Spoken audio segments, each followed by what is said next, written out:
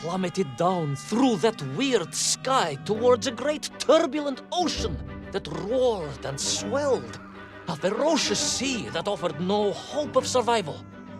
I thought of home and wept, unaware that in an instant my fortunes would be changed by an event so bizarre I almost hesitate to tell you. And it happened like this.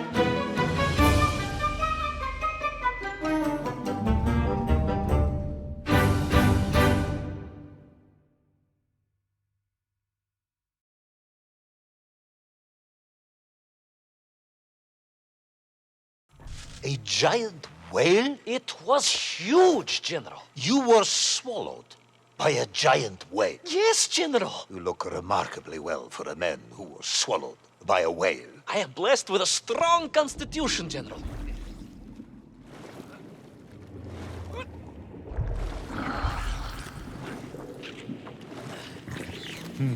And I assume you are now going to tell me how you managed to escape from the belly of this giant whale. Naturally, General. And I must say, it really was a fascinating glimpse into the interior life of one of our world's most magnificent beasts.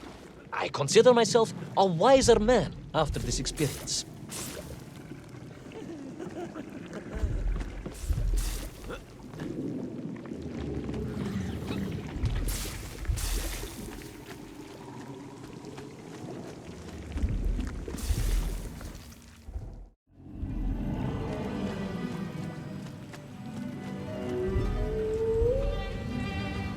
It was an extraordinary place, General. I could perhaps deliver a lecture on the subject to Moscow University's Zoological Society, if you like.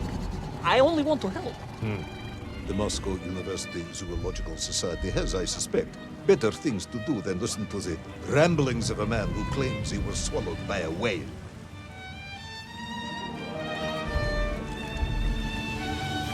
It is a shame, General. People can be so closed-minded. I, on the other hand, had little choice but to hear you out.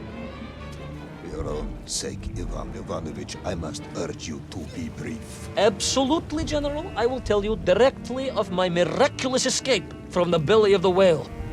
You simply won't believe what happened next. That is becoming a dangerously overused phrase, comrade.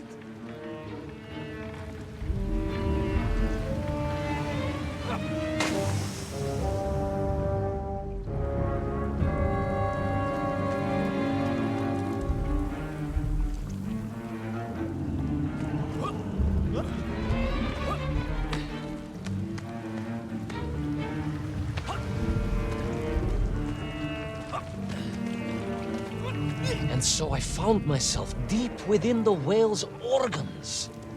A strangely beautiful place. A sort of fleshy wonderland. A glade of polyps and globules. A landscape as awe-inspiring in its way as the forests and mountains of Altai.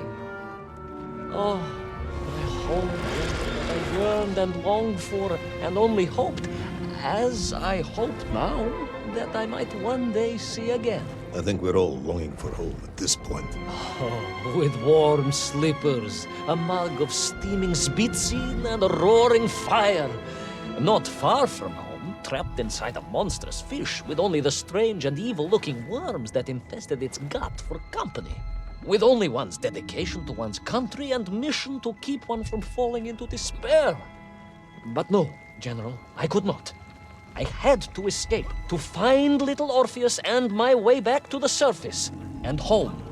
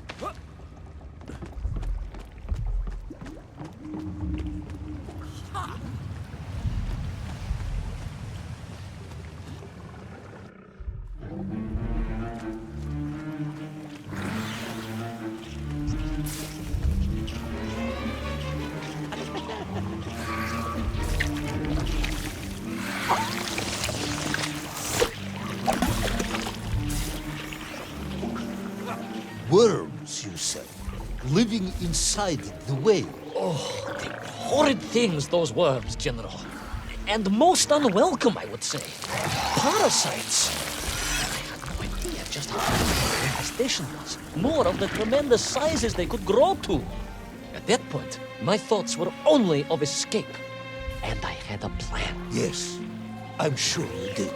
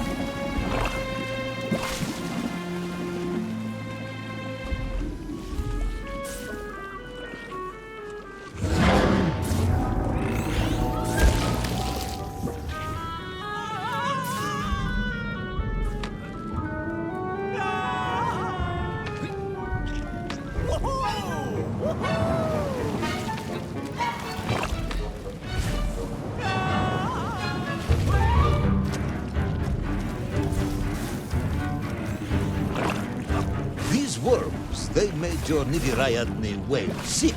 Wherever they attached themselves, the flesh began to turn gray and die. It was a truly distressing sight. I resolved myself to assist the whale by removing the leeches wherever I could find them during my escape.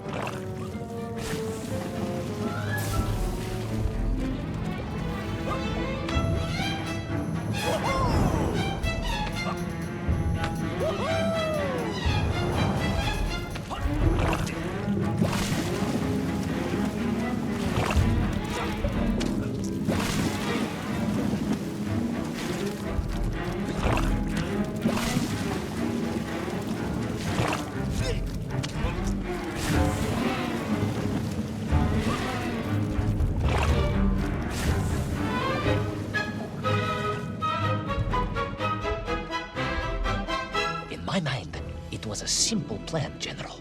I would climb up through the whale's throat, into its mouth, then wait until it opened it to feed, and swim out. Ah, yes. Brilliant, Ivan Ivanovich. Only one or two minor flaws with it. For example, did it not occur to you that the whale will likely be deep underwater when it ate? Вы правы, General, but I am a strong swimmer. As a child, my parents would take us to holiday near Irkutsk, where we took constitutionals in the waters of Lake Baikal. In fact, my mother often called me her маленький морской quirky.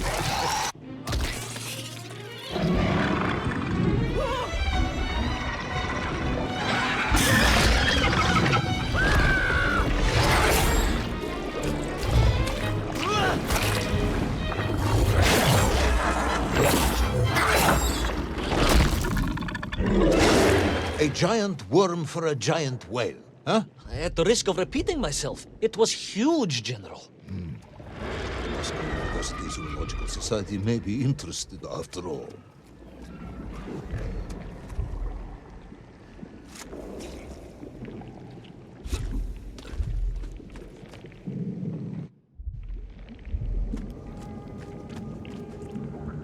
Let us take a moment, Ivan Ivanovich.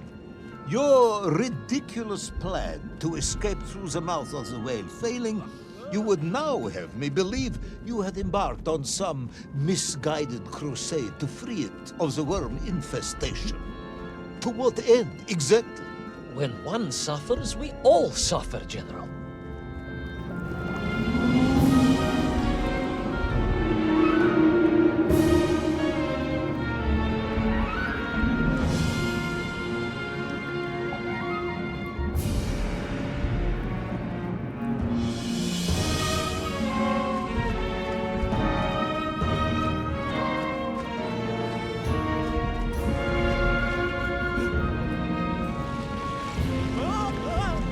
Your ideological commitment is admirable, comrade, but... I concluded that if I could find the root of the infestation and neutralize it, the whale could mount a spirited counterattack against the worms.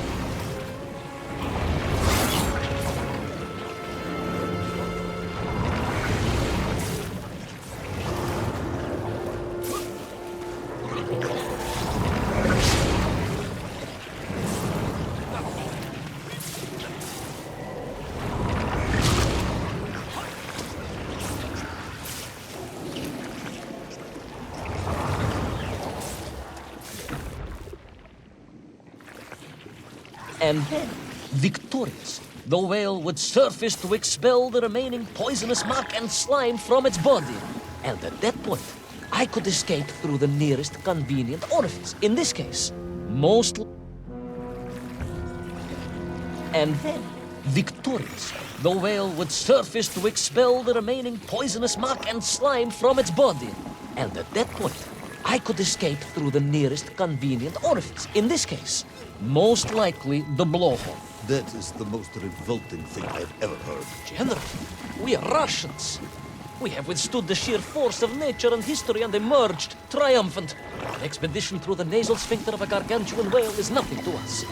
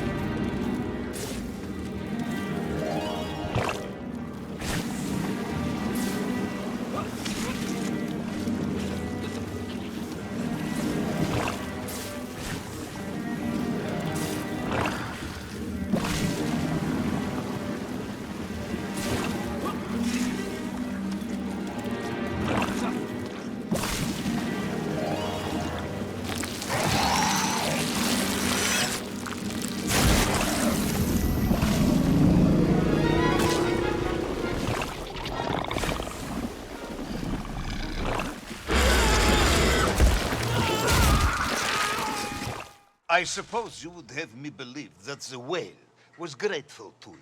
Oh, well, General, that would be presumptuous. I doubt it was even aware of my presence. But I had more immediate problems.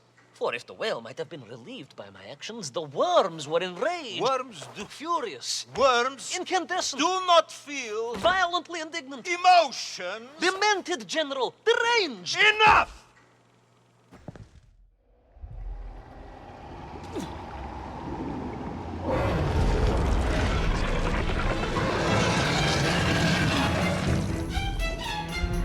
Where is Little Orpheus?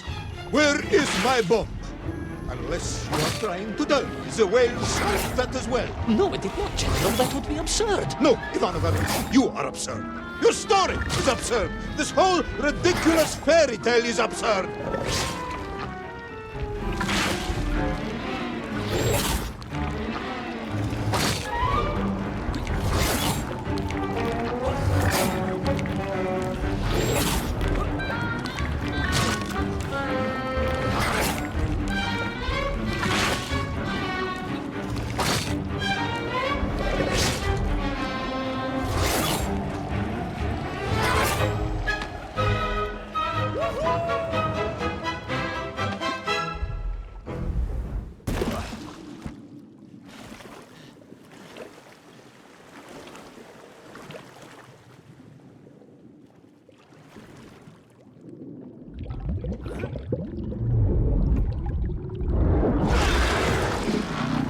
Will our brave yet foolhardy hero escape the furious worm?